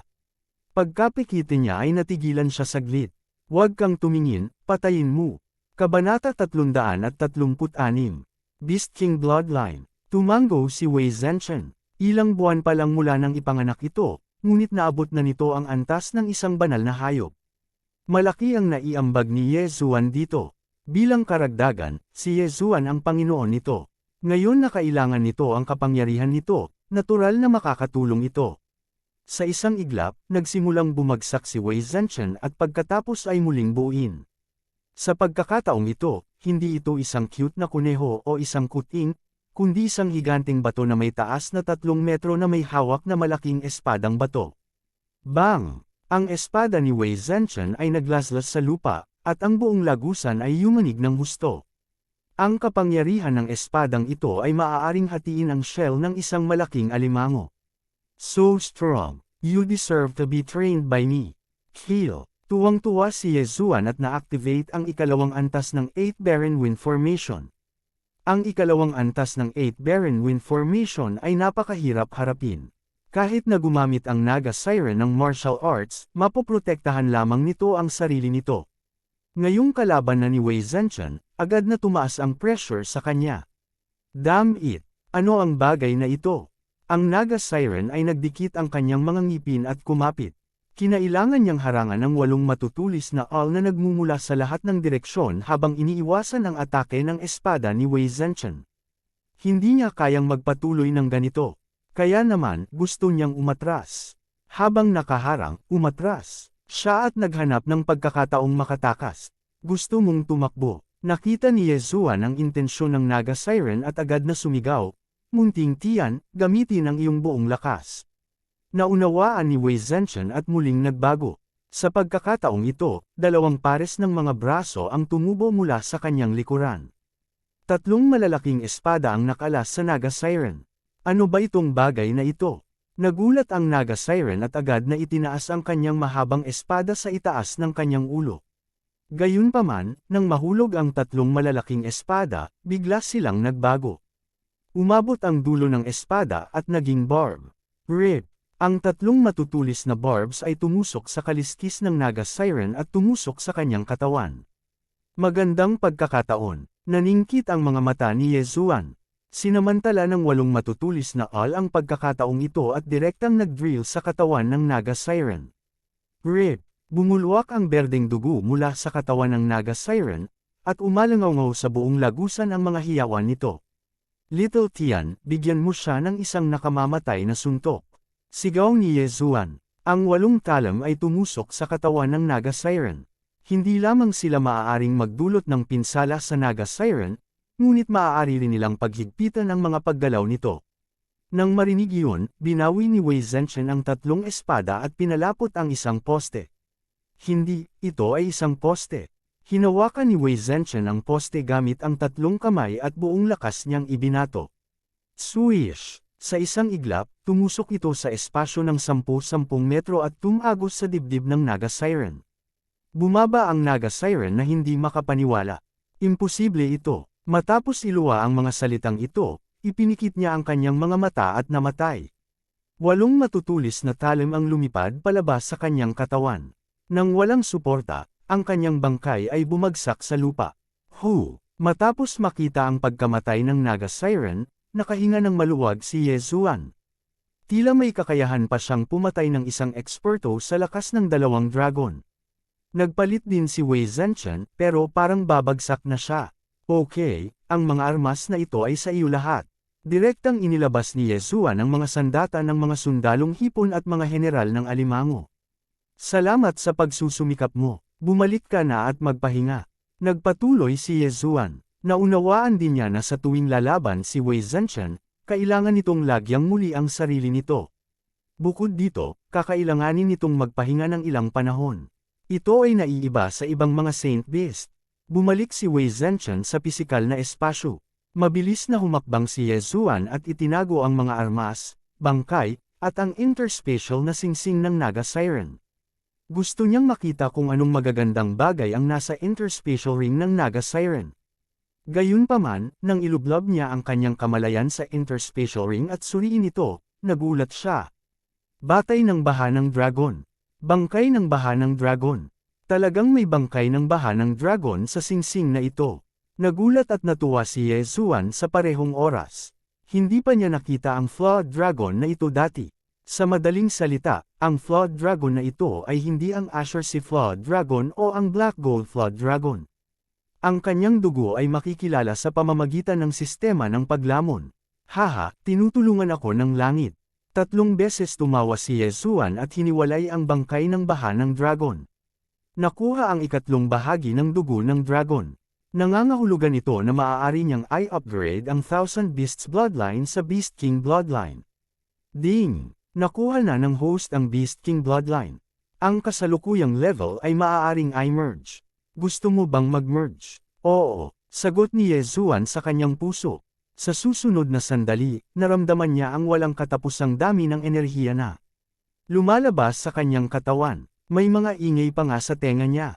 Ang dagandong ng isang tigre, ang dagandong ng isang leon, ang dagandong ng isang baha na dragon. Lahat ng uri ng dagandong ng hayop ay pumasok sa kanyang mga tainga. Ding! Ang host ay matagumpay na sumanib sa Beast King Bloodline. Mabilis na sinuri ni Yezuan at nalaman na ang Beast King Bloodline ay may maraming kakayahan. Una, nadagdagan ang lakas ng pag-atake ng mga hayop na hindi tao. Pangalawa, nadagdagan ang mga benepisyo ng paglamon sa mga bangkay ng hayop. Maliban dyan, nakakuha rin siya ng skill, Beast King Rampage. Pagkatapos gamitin ang Beast King Rampage, maaari niyang pansamantalang dagdagan ang kanyang lakas ng 30%. As expected of a top-notch bloodline. Napakalakas. Hindi napigilan ni Yezuan na mapasigaw. Mariin niyang ikinuyom ang kanyang mga kamao. Pagkatapos, tumaas ang 3 mini-flying dragon. Ang lakas ng 3 dragon. Naramdaman niya ito at nalaman na ang lakas ng kanyang gintong dantian ay tumaas ng husto. Bagamat nadagdagan lang ang lakas ko ng 2 dragon, sapat na para maabot ko ang Dragon Palace. Kung gagamitin ko ang Beast King Rampage, ang lakas ko ay magiging malapit sa lakas ng 4 na dragon. Sa sandaling ito, hindi niya maiwasang makaramdam ng matinding kumpiyansa na hindi pa niya naramdaman noon. Nadurage na naman ang puso niya. Nalaman niyang may 3 pang advancement path para sa Beast King Bloodline. Bloodline ng Beast King. Landas ng pagsulong 1, lakas. Ang kasalukuyang pag-unlad ay 0. Ang bawat pagsulong ay magpapataas ng lakas ng magkabilang kamay ng 10%. Advancement Path 2, Agility. Ang kasalukuyang pag-unlad ay 1. Ang bawat pagsulong ay tataas ang bilis ng paggalaw ng 10%. Path ng pagsulong 3, bilis ng paglago ng hayop. Ang kasalukuyang pag-unlad ay 0. Ang bawat pagsulong ay tataas ang bilis ng paglago ng hayop ng 10%. Landas ng pagsulong 4, mga katangian ng hayop. Ang kasalukuyang pag-unlad ay 0. Ang bawat pagsulong ay tataas ang mga katangian ng lahat ng mga hayop ng 10%. Path ng pagsulong 5, pagpapalawak ng hayop. Ang kasalukuyang pag-unlad ay 0. Ang bawat pagsulong ay magpapahintulot sa isa pang hayop na mapaamo. Landas ng pagsulong 6, pagpigil sa hari ng hayop. Ang kasalukuyang pag-unlad ay 1. Ang bawat pagsulong ay tataas ang lakas ng pag-atake ng mga hayop ng 10%. Landas sa pagsulong 7, mga benepisyo sa paglamon. Ang kasalukuyang pag-unlad ay 1. Ang bawat pagsulong ay tataas ng 10% ang lumalamon na benepisyo ng mga bangkay ng hayop. Advancement Path 8, Beast King Rampage. Ang kasalukuyang pag-unlad ay 3. Ang bawat pagsulong ay tataas ang lakas ng mga hayop ng 10%. Sa kabutihang palad, pagkatapos ay upgrade ang Thousand Beasts Bloodline sa Beast King Bloodline, ang 10% agility advancement ay hindi bumalik sa 0. Nakahinga ng maluwag si Yezuan. Kabanata 337. Palasyo ng Dragon. Itong Naga Siren ang kapitan na nakahuli sa kanilang dalawa. Mukhang hindi ako nagkamali ng paraan. Shes. Agad na lumabas si Yezuan. Sa kapangyarihan ng tatlong dragon, ang kanyang bilis ay hindi bababa sa 10 beses na mas mabilis kaysa dati. Hindi na siya naglakas loob na mag-antala pa dahil sinabi ng Naga Siren na baka dumating na ang commander ng Seafolk sa Dragon Palace. Gayunpaman, sa kanyang kasalukuyang lakas, kahit na ang commander ay bumalik sa Dragon Palace, siya ay papasok pa rin. Sa isang lugar sa Deep Sea Underground Palace, mayroong isang malaking palasyo. Sa oras na ito, 3 figure ang lumitaw sa labas ng mga dingding ng malalaking palasyong ito. Buksan mo ang pinto. Isang 6 na armadong Naga Siren na may dalang 2 tao ang sumigaw mula sa ibaba. Ang mga gwardya ng Sea Race sa mga pader ng lungsod ay iniangat ang kanilang mga ulo upang tingnan at agad na nagsabi, nagbalik na si Commander Lei. Buksan ang mga pintuan ng lungsod. Binuksan ang espesyal na gate, at pumasok ang 6 na armadong Naga Siren. Ang 2 tao sa kanyang mga kamay ay sina Song Suijing at Song Huayuan, na hiwalay kay Yezuan. Gayunpaman, nawalan na sila ng malay. Maligayang pagbabalik, Commander Lei. Magalang na sumigaw ang isang grupo ng mga sundalong hipon at general ng alimango. Inikat ni Commander Lei ang kanyang katawan at pumasok. Ito ang palasyo ng Sea Dragon Clan, at si Commander Lei ay isang pivotal figure sa Sea Dragon Clan. Isang grupo ng mga sundalong hipon at mga general ng alimango ang tumingin sa kanyang likuran at bamulong. Hoy, hindi ba babalik si Commander Lei sa kanyang tirahan? Tingnan mo, hindi ba mukhang tao si Commander Lei? Talagang, alam ko, malamang na pumunta si Commander Lei upang makita ang hari at gusto niyang ibigay ang 2 taong ito sa hari. Haha, may isa pang sex toy ang Her Royal Highness. Sup, who knows, baka maging asawa na ng prinsesa si Commander Lei nang wala sa oras. Gayunpaman, hindi nagtagal pagkatapos pumasok si Commander Lei, isang figure ang biglang kumislap sa di kalayuan. Yan ang Dragon Palace. Tumingin si Yezuan sa malaking pader na libu-libong metro ang layo at hindi napigil ang umungol. Hindi niya inaasahan na magkakaroon ng ganoong gusali sa Deep Sea Palace. Dati, sinubukan niyang sirain ang mga dingding ng lagusan. Kahit na mayroon siyang lakas ng 3 dragon, hindi niya nagawang mag-iwan ng marka sa mga dingding. Paano itinayo ang palasyong ito? Sa oras na ito, sarado ang gate ng Dragon Palace. Kung dumating siya ng medyo maaga, baka nakita niya si Song Suijing at Adjudicator Song. Sa kasamaang palad, medyo nahuli pa siya. Damn it, malamang nahuli sila sa loob. Sinisi ni Yezuan ang kanyang sarili sa kanyang puso. Kung alam niya noon pa lang ay bumaba na siya para mag-imbestiga. Bakit niya kinaladkad sina Song Suijing at Judge Song sa gulo na ito? Mukhang isang paraan lang ang magagamit ko. Sa pag-iisip na ito, si Yezuan ay tumakbo palabas ng maze. Nakita siya ng grupo ng mga sundalong hipon at mga general ng alimango mula sa malayo at agad na nagtipon sa pader ng lungsod. Tao, bakit may ibang tao? Isang Naga Siren ang lumakad papunta sa pader ng lungsod at sumigaw, "Tao, paano ka nakarating dito?" Masyadong tamad si Yezuan para bigyan siya ng pansin. Sumugod siya sa ilalim ng gate ng lungsod at sinuntok ito. Bang! Isang malaking tunog ang kumalat. Itong Naga Siren ay isang kapitan lamang. Walang silbi para kay Yezuan na kausapin siya. Kailangan niyang magdulot ng malaking kaguluhan. Kahit papaano may commander na dumating. Napakalakas ng kapangyarihan. Mabilis na ipaalam kay Commander Wu na mayroong pag-atake ng kaaway. Agad na sumigaw ang Naga Siren. Bang! Bang! Bang! Sinuntok ni Yezuan ang gate ng lungsod ng paulit-ulit. Sa bawat pagsuntok niya, nanginginig ang pader ng lungsod. Ang hirap talaga ng gate ng lungsod na ito. Kakayanin talaga nito ang atake ng aking lakas ng 3 dragon. Sa kasamaang palad, may porma sayon sa pader ng lungsod. Sa pamamagitan lamang ng pagsira sa gate ay makapasok ako. Naisip ni Yezuan sa kanyang puso. Bigla siyang umatras at inilabas ang kanyang bawang espada. Bawang wind-killing formation. Ang 8 blades ay umikot ng napakabilis at pagkatapos ay nag-drill sa parehong lugar sa isang maayos na paraan. Ang 8 talam ay patuloy na nagpapalit-palit at umaatake. Ito ay mas epektibo kaysa sa kamao ni Yezuan. Wala pang ilang segundo, may lumabas na crack sa gate ng lungsod. Tao, nililigawan mo si kamatayan. Tumigil ka. Ang tarangkahan ng lungsod na ito ay espesyal na ginawa. Kung sinira mo ito, paano tayo magdedepensa laban sa mga santong hayop? Nagmamadaling sumigaw ang grupo ng mga sundalong hipon sa pader ng lungsod. Tumigil din si Yezuan at sumigaw, "Nahuli ng iyong commander ang dalawa sa aking mga kasama. Kung ayaw mong sirain ko ang tarangkahan ng lungsod, ibigay mo sila." Oo naman, ang taong ito ang kasama ng dalawang bihag ni Commander Lei. Andito na si Commander Wu. Buksan mo ang gate ng lungsod. Kasabay ng isang matunag na sigaw, bumukas ang tarangkahan ng lungsod, at lumabas ang isang 6 na armadong demonyong dagat. "Tao, bakit mo sinasalakay ang Sea Dragon Clan?" Sabi ng six-armed siren sa malalim na boses.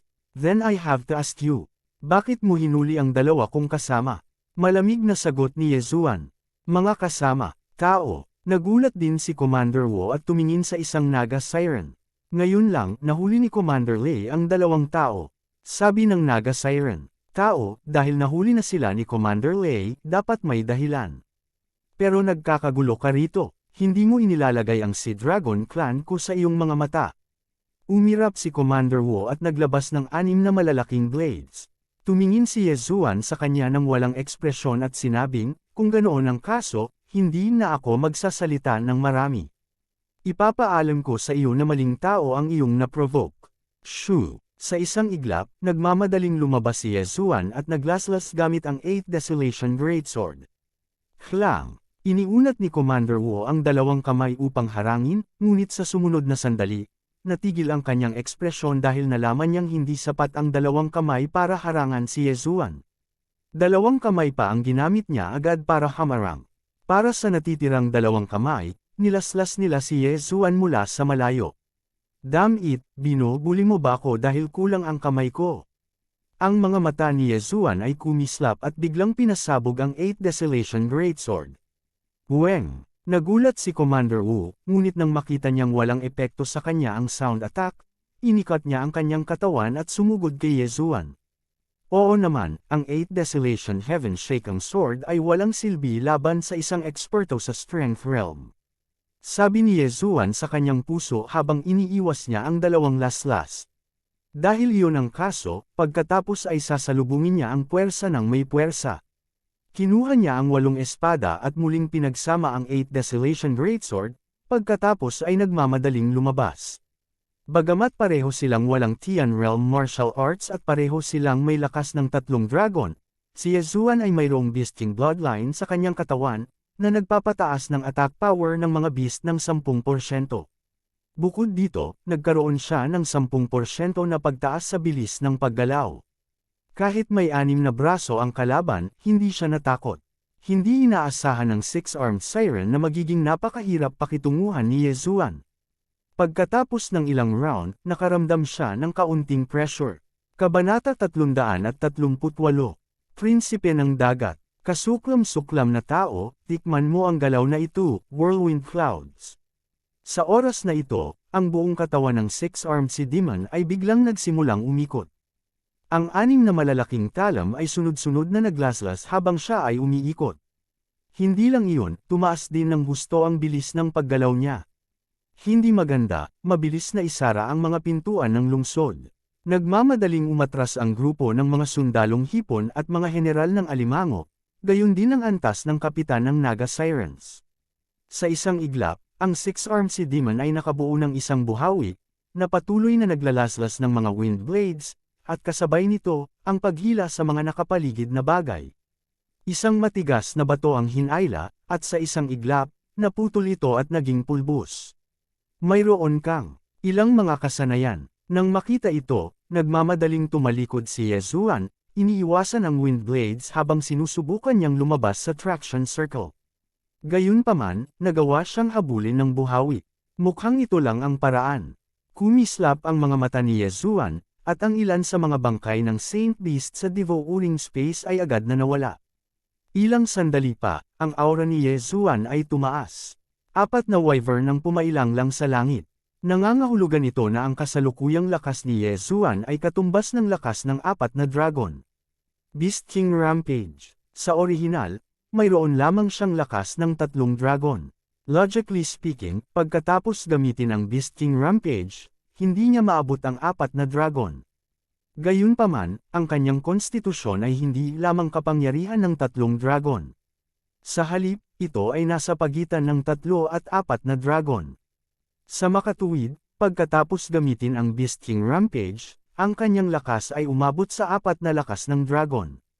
Sisingilan, matapos lumundag ang kanyang pangangatawan, muling kinuha ni Yezuan ang 8 Desolation Greatsword. Hinawakan niya ang 8 Desolation Greatsword, na nakondensed mula sa totoong enerhiya, at inihampas ito kay Commander Wu. Fang! Fang! Fang! Fang! Ang 8 Desolation Greatsword ay nabasag ang hindi mabilang na mga talim ng hangin at natangay sa buhawi. Ano? Nagulat ang 6-armed Sea Demon.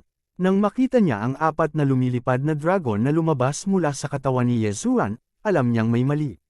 Gayunpaman, ang bilis ng pag-atake ni Yezuan ay masyadong mabilis, at hindi niya napigilan ang ipoipo. Sa makatuwid, maaari lamang niyang harapin ito ng direkta. Gayunpaman, sa pagitan ng isang dragon, si Commander Wu ay direktang pinalipad sa pamamagitan ng espada. Matapos bumulwak ang isang subo ng dugo, bumagsak siya sa pader ng lungsod. Sa kabutihang palad, ang kanyang Free Dragon Strength Physique ay isang dragon lang ang pagkakaiba kay Yezuan. Kung hindi, ang strike na ito ay tiyak na maputol siya sa kalahati. Ibigay mo sila at ililigtas ko ang buhay mo. Malamig na naglakad si Yezuan. Bagamat marami na siyang napatay na sundalong hipon at general ng alimango, hindi kumalat ang balita. Sa sandaling ito, nasa labas siya ng Dragon Palace. Kung papatayin niya si Commander Wu, mawawalan ng kontrol ang mga bagay-bagay. Huwag kang masyadong mayabang. 4 na dragon lang ang taglay mo, yun lang. Hindi mo pa rin kayang lumaban sa Sea Dragon Clan natin. Gumapang si Kapitan Wu habang nakahawak sa kanyang dumudugong dibdib. Cut the crap. Kung ayaw mong mamatay, ibigay mo. Hindi mapakali si Yezuan na mag-aksaya ng kanyang hininga. Imposible, matigas na sabi ni Commander Wu. Kung ganoon, gusto mo na bang mamatay? Nagalit din si Yezuan. Ngayong nasa harap na siya ng Dragon Palace, kung hindi pa rin niya iligtas si Song Suijing at Adjudicator Song, kung gayon maaari rin siyang lumaban hanggang kamatayan. Kung may lakas ka ng loob, halika at patayin mo ako. Sabi ni Commander Wu na may walang takot na ekspresyon. Mabuti, malamig na sigaw ni Yezuan. Biglang lumipad ang 4 na dragon mula sa kanyang katawan. Dala nila ang Great Desolate Sword at direktang sinugod kay Commander Wu. Ayaw niyang pumatay ng mga tao sa Dragon Palace at ayaw niyang lumala pa. Gayunpaman, wala nang daan palabas ngayon. Kaya lang niyang patayin si Commander Wu at pagkatapos ay pasukin ang gate ng Dragon Palace at sumugod. Mamatay. Sumugod si Yezuan sa harap ni Commander Wu at pagkatapos ay naglaslas gamit ang kanyang espada. Gayunpaman, sa sandaling ito, biglang bumukas ang gate ng Dragon Palace at isang figure ang lumabas mula rito. Fang! Ang Great Desolate Sword ay hinarang ng figurang ito. Sino ta? Kinusot ni Yezuan. Ang kanyang mga mata at sa sumunod na sandali, namutla ang kanyang mukha. Tao pala, isang lalaking may hawak na long sword. Isang tao, walang kamalay-malay na sumigaw si Yezuan at iniligpit ang Great Desolate Sword. Hindi, galing ako sa Sea Clan. Gumamit lang ako ng espesyal na paraan para ibahin ang anyo ng mga binti ko bilang mga paa ng tao. Ngumiti ang lalaki at umiling. Kung gayon sino ka? Tanong ni Yezuan. Ngayon lang, tumpak niyang nakita ang 4 na dragon na lumilipad palabas sa katawan ng lalaki. Sa madaling salita, ang lalaking ito ay may lakas ng 4 na dragon. Ang lalaking ito ay malamang na hindi isang ordinaryong miyembro ng Sea Clan. Patuloy na ngumiti ang lalaki at sinabing, Yu Yi, ang prinsipe ng Sea Dragon Clan. Prinsipe, kinaikit ni Yezuan ang kanyang mga mata. Tila dumating na sa wakas ang pangunahing tauhan. So, nandito ka para alagaan ako sa ngalan niya. Maingat na tanong ni Yezuan. Nang marinig ito, umiling si Yu Yi at sinabing, hindi, ang Sea Clan at ang mga tao ay may kasunduan. Bukod dito, ang mga ninuno ng aking Sea Dragon Clan ay nagkaroon din ng ilang relasyon sa mga tao. Sa makatuwid, wala akong gagawin sa iyo. Kung ganoon, ilabas mo ang 2 kong kasama. Si Yezuan ay hindi maniniwala sa kanya ng ganoon kadali. Mga kasama, lumingon si Yu Yi at tumingin sa 6-armed Sea Demon. Kamahalan, pinabalik ni Commander Lei ang dalawang tao.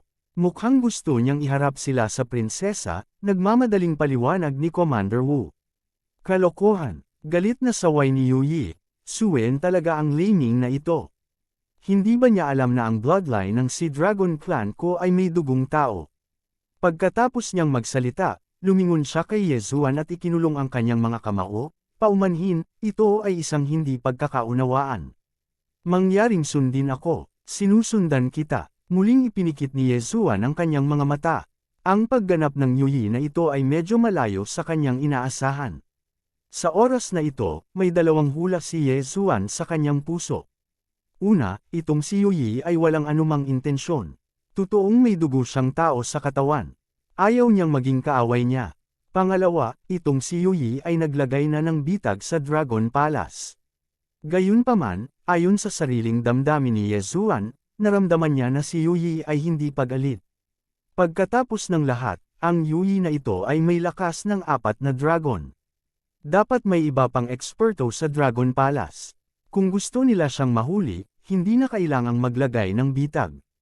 Sige, susundan kita. Sa wakas ay nakagawa ng ganoong desisyon si Yezuan. Paano mahuli ang isang batang tigre nang hindi pumapasok sa yungib ng tigre? Kung hindi siya pumasok, hihintayin ba niya ang kabilang partido na palabasan si Song Suijing at Adjudicator Song? Salamat sa tiwala mo. Please follow me. Magalang na inabot ni Yu Yi ang kanyang kamay at sinenyasan si Yezuan na pumasok. Itong si Reis ay may ilang etiket ng tao. Palihim na sabi ni Yezuan sa kanyang puso. Pumasok siya, ngunit hindi niya inalis ang bawang sword sa kanyang kamay. Ngumiti din si Yu Yi at naglakad sa harap ni Yezuan. Habang nangunguna sa daan, nagtanong siya, pwede ko bang malaman ang pangalan mo? Yezuan. Direktang sumagot si Yezuan. Pangalan lang, di bale. Si Brother Ye ay may lakas ng 4 na dragon sa murang edad. Ang Heavenly Water Continent ay talagang puno ng mga talento. Nakangiting sabi ni Yu Yi. Nang marinig ni Yezuan ang mga salitang Heavenly Water Continent, hindi naiwasang magtanong ni Yezuan, nakapunta ka na ba sa Heavenly Water Continent? Kabanata 339. Natatakot ngunit wala sa panganib. Si Yezuan ay wala ring magawa. Narinig niya ang tungkol sa mga hayop at demonyo, ngunit hindi pa niya narinig ang tungkol sa isang tao at isang Flood Dragon na may mga supling. Tila nakita ni Yu Yi ang mga pagdududa ni Yezuan. Ngumiti siya at sinabing, haha, Ginoo, huwag kang masyadong mag-isip. Ang ninuno ng aking si Dragon Clan ay kumain ng transformation grass, para makapag-transform siya sa anyo ng tao. Noong nagsasanay siya sa mundo ng mga tao, nahulog siya sa isang lalaki, kaya panipi, transformation grass, isang makalangit na kayamanan na maaaring magbago ng isang saint beast sa isang anyo ng tao. Matapos marinig ang paliwanag ni Yu Yi, naintindihan din ni Yezuan. Kung pareho silang mga tao, kung gayon ito ay may katuturan. Gayunpaman, walang pakialam si Yezuan tungkol dito. Ang inaalala niya ay ang kaligtasan nina Song Suijing at Song Kaiju. Mukhang napakahusay ni Yu Yi sa pagbabasa ng ekspresyon ng tao. Matapos makita ang ekspresyon ni Yezuan, ngumiti siya at sinabing, Brother Ye, huwag kang mag-alala. Bagamat ang aking nakababatang kapatid na babae ay mahilig mangolekta ng lahat ng uri ng mga nilalang, hindi niya kailanman ituturing ang mga tao bilang mga bagay sa pakikipagtalik. Ngunit ang Lei Ming na iyon, panipi, tumigil siya saglit at hindi na nagpatuloy. Hindi na nagtanong pa si Yezuan at sinundan siya sa tirahan ng prinsesa ng si Dragon Clan. Tingnan muna natin si Song Suijing. Hindi nagtagal, nakarating na silang dalawa sa isang malaking palasyo na may mga mag-agarang dekorasyon. Bago sila makarating sa pasukan, nakita nila ang lahat ng uri ng mystical beast at saint beasts na nakakadena sa mga haligi. Mayroong 12-dosenang mga ito. Flood Dragon muli. Lumitaw ang mga mata ni Yezuan. Mayroong 6 na Flood Dragon sa Hola, at lahat sila ay mga saint beast. Pagkatapos makipag-fusion sa Beast King bloodline, natutunan niya ang isang skill, na ang Beast King's Rampage na ginamit niya ngayon. Nangangailangan ng kondisyon ang Beast King's Rampage, at iyon ay ang bangkay ng isang Saint Beast. Bukod dito, ang iba't ibang mga kaharian ay nangangailangan ng iba't ibang antas ng mga bangkay ng Saint Beast. Sa anumang kaso, ang isang malaking bilang ng mga bangkay ng Saint Beast ay kinakailangan sa bawat oras. Ito ang mga bagay sa pakikipagtalik ng aking nakababatang kapatid na babae. Gusto niyang hulihin ang Saint Beasts, pakilalan ni Yuyi. Oh, medyo komplikado ang mood ni Yezuan. Kung nakita niya ang kanyang nobya at bayaw na nakakadena dito, malamang na magmukmak siya sa isang iglap. Sa sandaling ito, bigla silang nakakita ng isang figure na naglalakad palabas ng palasyo. Hindi masyadong maganda ang ekspresyon niya, na para bang may mali sa kanya. Hehe, as expected, ngumisi si Yuyi, bagaman malakas ang laming na ito, hindi maganda ang utak niya. Sa ganitong uri ng IQ, gusto niyang makipagkumpetensya para sa posisyon ng general ng Sea Dragon Clan ko. Nang makita ng mapupulang si Commander na si Lei Si Yuyi, nagulat siya. Pagkatapos, magalang niyang binati, "Greetings, Your Highness. This is, I don't need you to ask about my matters. Let's go." Habang nagsasalita si Yuyi, diretso niyang inakay si Yezuan sa palasyo. Malungkot ang mukha ni Leming. Kaunti lamang ang mga tao sa Dragon Palace na maaaring mag-transform sa anyo ng tao. Sa makatuwid, si Yezuan ay isang tao. Dinala ni Yuyi si Yezuan sa palasyo. Pagpasok pa lang nila ay may narinig silang mga boses. Matapos marinig ito, nahulog din ang malaking bato sa puso ni Yezuan. Parehong maayos sina Song Suijing at Song Kaiju. "Kuya, bakit ka nandito?" "Oy, ibang tao ba?" Isang malinaw at magandang boses ang narinig. Itinuon ni Yezuan ang kanyang mga mata at natuklasan na isang maliit na boses ang lumipad. Ito ay isang batang babae sa paligid ng 15 taong gulang. Ang kanyang hitsura ay hindi gaanong naiiba sa isang tao. Ang kanyang mukha ay puti at maislan, ngunit ang kanyang mga tainga ay ang mga tainga ng lahing dagat. Yezuan. Pagkatapos nitong batang babae, dalawang figure ang sumugod. Inihagis ng isa sa kanila ang sarili sa mga bisig ni Yezuan. Si Song Suijing iyon. "Buti naman okay ka na." Marahang tinapik ni Yezuan ang likod ni Song Suijing at nakahinga ng maluwag. "Kuya Ye, itong dalawa mong kasama. Pasensya na, hindi pagkakaintindihan. Natakot ka." Nagi-guilty na sabi ni Yuyi. "Masyadong seryoso ang kamahalan. Salamat sa tulong mo." Ipinagpasalamat ni Yezuan ang kanyang mga kamao. "It was a misunderstanding. Lumipat dito ang Sea Dragon Clan ko at ito ang unang beses na nakakita ako ng tao. Sana mapatawad mo kami." Naikuyom din ni Yuyi ang kanyang mga kamao. Sa oras na ito, napabulalas ang maliit na batang babae. "Kuya," lalong nagiging perwisyo si Leming na iyon. Nahuli pa niya sina Judge Song Suijing at Judge Song Suijing. Gusto niyang gamitin ang mga ito bilang mga sex toy ko. Sinasadya ba niya ito? Hindi ako masyadong malinaw tungkol dito, ngunit ang aming Sea Dragon Clan ay nasa loob ng 1,000 taon, at si Leming ay isang six-armed sea monster, kaya hindi siya kabilang sa atin, kaya maliwanag na nakalimutan niya. Sumagot si Yuyi, at sabay na ipinakilala, "Ito ang aking nakababatang kapatid na babae, si Yuman." "Kuya, bakit mo pa tinutulungan si Leming? Ang pangit at nakakainis. Pumupunta siya sa akin ng walang dahilan. Hindi mo ba pwedeng higpitan ang pagpasok niya?" Medyo hindi nasisiyahang sabi ng batang babae. "Tingnan natin pagdating ng panahon." Sumakit ang ulo ni Yuyi. Si Commander Leming Lei ay isang six-armed sea demon of the sea race, habang siya ay isang flood dragon. Higit sa lahat, ang ama ni Leming ay isang general sa kanilang angkan. Siya ang namamahala sa pagprotekta sa Sea Dragon Clan. Sa madaling salita, ang kapangyarihang militar ng Sea Dragon Clan ay nasa kamay ni General Lei. Kaya naman, ayaw niyang gawing awkward ang mga bagay. "Kalimutan mo na ito. Pagkaraan ng ilang sandali, magagawa kong mag-transform bilang isang tao. Sa oras na iyon, pupunta ako sa mainland at aalisin si Lei Liuxiu." Yuman pouted. Nang marinig ito ni Yuyi, dali-dali niyang sinabi, "Hindi, nasa spirit condensation realm ka pa rin. Ni hindi mo pa nararating ang physical strength realm. Paano ka makakapunta sa dalampasigan? Hintayin mo ako mag-transform," sabi ni Yuman. Then, she turned her head and said, "Kuya Judge, pwede mo ba akong isama pagdating ng panahon?" Napakamot ng ulo si Judge Song. Hindi niya alam kung ano ang sasabihin. "Sige, ang Heavenly Water Continent ay hindi ganoon kalaki. Pagkatapos mong i-condense ang iyong physical strength, dadalhin kita doon. Nag-isip sandali si Yui at tumanggo sa huli. Sinong nagsabi na gusto kong pumunta sa Heavenly Water Continent? Kung gusto ni Kuya George na pumunta sa Bloodcliff Continent, ako din. Agad naman siyang itinuro ni Yuman. Anong klaseng biro yan? Ang ruta papunta sa Bloodcliff Continent ay kasalukuyang inookupahan ng Vicious Shark Clan. Kahit si Father at Senior Tianjing ay hindi kumpiyansa na madadaanan nila. Paano ka makakadaan? Kumunot ang noo ni Yui. Woo! Mas sunarang itinikom ni Yuman ang kanyang bibig. Malinaw din siya tungkol sa pagkakaiba ng Sea Dragon Clan at Vicious Shark Clan.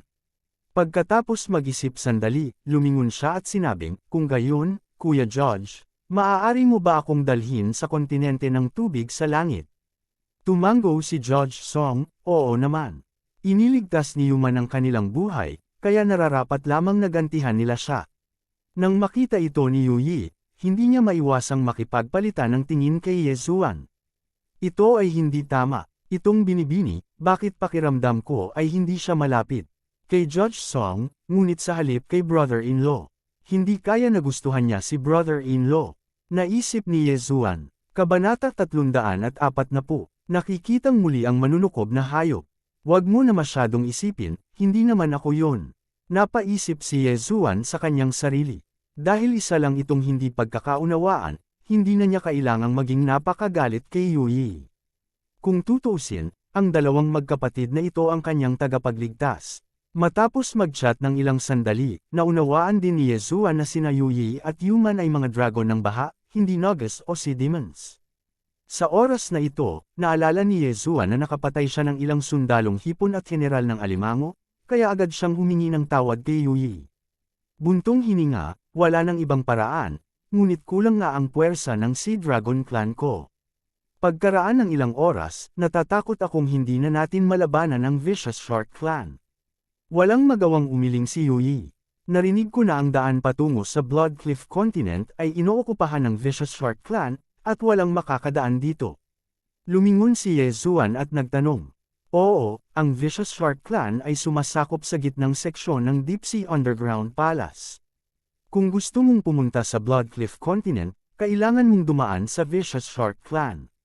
Masyadong malaki ang pagkakaiba ng puwersa ng Sea Dragon Clan ko at ng Vicious Shark Clan. Ang aking Imperial Father ay may lakas lamang ng 5 dragon, at si Senior Tianjing ay may lakas lamang ng 6 na dragon. Ang Vicious Shark Clan ay may ekspertong may lakas ng 6 na dragon, at isang Cyclops na may lakas ng 7 dragon. Hindi naman kami ang kalaban nila, kaya paikot-ikot lang kami sa front section ng Deep Sea Underground Palace, hindi manggahas na pumunta sa middle section. Panipi, paulit-ulit na umiling si Yui. Si Senior Tianjing ay, hindi napigil ang magtanong ni Adjudicator Song. Ang dahilan kung bakit sila napunta sa Dragon Palace na ito ay dahil natangay sila ng shockwave. Ang Senior Tianjing ay isang Sky Whale Flood Dragon. Ito ay dating bundok ng aking Sea Dragon Ancestor. Matapos ang aking Sea Dragon Ancestor ay pumanaw, ito ang may pananagutan sa pagbabantay sa aking Sea Dragon Clan, paliwanag ni Yuman. Gayunpaman, ilang oras na ang nakalipas, nang umalis si Senior Tianjing sa Deep Sea Underground Palace, bigla itong inatake ng Vicious Shark Clan Cyclops Python. Kinagat ang buntot nito, at nag-iwan din ng lason ang Cyclops Python sa katawan nito, na naging sanhi ng pagkaagnas ng katawan ni Senior Tianjing ng paunti-unti, na nagdulot ng hindi matiis na sakit, dagdag ni Yui. Matapos marinig ito, naunawaan din ni Yezuan kung saan nanggaling ang shockwave. By the way, pwede bang umalis si Senior Tianjing sa Deep Sea Underground Palace? Biglang tanong ni Yezuan. Oo, pareho tayong maaring pumasok at umalis sa Deep Sea Underground Palace. Pagkatapos, bago pa matapos si Yezuan, sumabad si Yui, hindi mangyayari yon. Sa ngayon, ang dagat ay hindi masyadong mapayapa. Maraming Saint Beasts ang nangangaso sa ocean edge. Halimbawa, sa kalangitan sa itaas ng Deep Sea Underground Palace, mayroong ilang Saint Beast na may lakas ng 10 dragon na gumagala sa paligid. Mayroon ding hindi mabilang na Saint Beasts. Ang lakas ng 10 dragon. Nang marinig ito ni Yezuan at ng iba pang dalawa, hindi nila maiwasang mapalunok. Ang isang sagradong hayop na may lakas ng 10 dragon ay sapat na upang lipulin ang Sea Dragon Clan at ang Vicious Shark Clan. Tila ang Sea Dragon Clan at ang Evil Shark Clan ay pumasok sa Deep Sea Underground Palace upang maiwasan ang pagtugis sa mga Saint Beast na ito. Kung gusto niyang pumunta sa Blood Rock Continent, kailangan niyang dumaan sa Deep Sea Underground Palace. Kuya Ye, hindi naman sa ayaw ka naming tulungan, pero wala na kaming ibang pagpipilian. Walang magawang umiling si Yuyi. Natahimik si Yezuan. Nang makita ang kakaibang kapaligiran, nagmamadaling hinayla ni Yuman ang braso ni Adjudicator Song at sinabing, Kuya Adjudicator, bakit hindi kita dalhin upang makita ang aking katawan?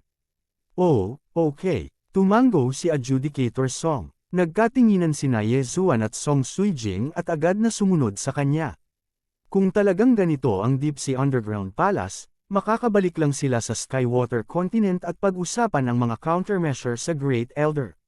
Gusto nilang makita kung madadalas sila ng Great Elder sa palibot ng Chaotic Astral Ocean at makarating sa Blood Rock Continent. Big Brother Adjudicator, tingnan mo, ito ang aking katawan. Hinayla ni Yuman ang Adjudicator Song palabas at sinimulang ipakilala ang mga sagradong hayop at espiritong hayop na nakagapos sa labas ng palasyo. Gayunpaman, sa oras na ito, si Yezuan, na casual na nagbabrowse, ay biglang nakakita ng isang pambihirang sagradong hayop. Nang makita ni Yezuan ang simbolo sa sagradong hayop, bahagyang nanginag ang kanyang katawan. Isa itong higanting asul na alimango. Halos kasing laki ng tangke ang katawan nito. Gayunpaman, sa shell ng higanting alimango na ito, mayroong isang pamilyar na pabilog na simbolo na mukhang deja vu. Lumalamon na hayop. Anong mali? Nagulat si Song Suijing. Devouring Beast, ito ang simbolo ng Devouring Beast, my God. Nang inag ang puso ni Yezuan, dali-dali niyang itinuro ang higanting alimango at nagtanong, Kamahalan, anong sagradong hayop ito? Lumingon si Yuman at tumingin sa kamay ni Yezuan, umiling siya at sinabing, Hindi ako masyadong malinaw, kuya, naalala ko na nahuli mo ito, tama ba? Oo, nahuli ko ito, ngunit hindi ko alam kung anong sagradong hayop iyon, mayroon lamang itong lakas ng 2 dragon. Tumango si Yuyi, kung gayon, maaari mo bang ibigay sa akin ang sagradong hayop na ito? Tanong muli ni Yezuan. Ito ay isang Devouring Beast, kung kaya niyang lamunin ang bangkay na ito, makakakuha siya ng kahit isang advancement point. Sa oras na iyon, mapapalakas niya ang kanyang bloodline ng Beast King. Panipitandang pananong. Napalingon si Yuyi kay Yuman, agad namang tumango ang huli, oo, kakaiba ang ugali ng sagradong hayop na ito, na para bang hindi ito nakakaintindi ng lengguwahe ng tao, masyadong mababa ang katalinuhan nito, hindi ko ito gusto. Kung gayon, salamat, kamahalan. Kumislap ang mga mata ni Yezuan, bigla niyang kinuha ang bawang sword at direktang umatake. Bawang Wind Killing Formation. 8 matutulis na talim ang umikot sa napakabilis, tumutusok patungo sa higanting alimango. Kotsa, nabutas ang kabibi ng higanting alimango, at agad itong namatay. Pagkatapos, mabilis na iniingatan ni Yezuan ang bangkay at nilamon ito. Ding, nilamon ng host ang bangkay ng isang lumalamon na hayop, nakakuha ng isang advancement point. Tunay nga, ang higanting alimango na ito ay isang halimaw na lumalamon. Haha, makaka-advance na naman ako. Natawa si Yezuan sa kanyang puso, nangangahulugan ito na maaari niyang dagdagan muli ang kanyang lakas. Ang Beast King Bloodline ay may kabuuang 8 advancement path, ang mga ito ay Strength, Agility, Beast King Growth Speed, Beast King Attribute, Beast King Expansion, Beast King Deterrence, Devouring Benefits, at Beast King Rage. Sa mundo ng martial arts, ang bilis lang ang walang kapantay, pinakagusto ni Yezuan ang strength at speed. Ngayon, mayroon siyang lakas ng 3 dragon, kung tataas niya ang kanyang lakas, ito ay katumbas ng pagtaas ng kanyang lakas ng 0.3 dragon. Kung umabant siya sa agility, tataas ang kanyang lakas ng 20%. Ang Beast King Rage skill ay sobrang overpowered din, kung ito ay umabant. Muli, ito ay tataas ang kanyang lakas ng 40%. Gayunpaman, ang halaga ng mga sagradong bangkay ng hayop na kinakailangan para sa Beast King Rage ay tataas sa tuwing ito ay ginagamit, at sa bawat oras na ito ay sumulong, ang halaga ng mga sagradong bangkay na kinakailangan ay tataas din. Sa makatuwid, maliban kung ito ay talagang kinakailangan, pinakamahusay na huwag gamitin ang Beast King Rage. Nakapagdesisyon na ako, advance sa agility. Ding, matagumpay ang pagsulong, ang kasalukuyang Beast King na Bloodline Agility ay umabant na sa 2. Matapos marinig ang notification ng system, hindi mapigilan ni Yezuan na mapangiti. Kahit na ang kanyang lakas ay kailangang tumaas, ngunit kapag mayroon siyang lakas ng 3 dragon, ang pagtaas ng lakas ay hindi gaanong